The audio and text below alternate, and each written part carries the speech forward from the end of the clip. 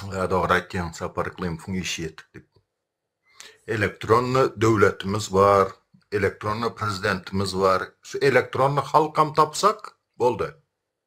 Başka problema yok. Zaten Türkmen halkı yok. Elektron halk var bu arada. Sen ne ettin? Havarın yok onda köp zaten. Atamurat. Türki iman diyen bir halk çıkardı direliş. Türki iman, Türkmenler diyen halk yok dedi. Türki iman var dedi. Vallahi. Ripa kara, ripa ilmaydı kazandır. Ripa kara.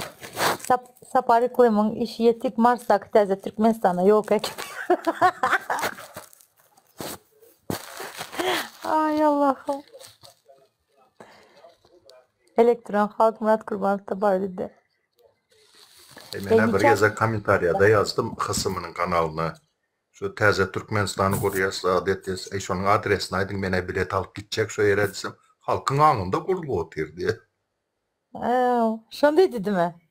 O bir cevap verdi. Halkın anında kurulu diye teze Türkmenistan'ı. Yaxşı.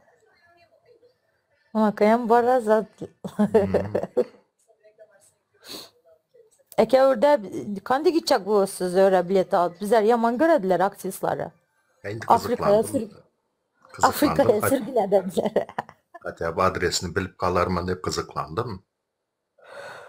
Oy oy.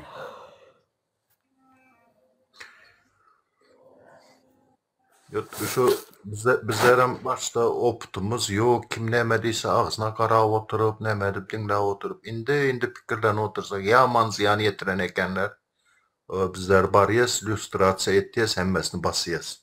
Ana şu yaman ziyan verdi bizlere. Çelişiyor ziyan.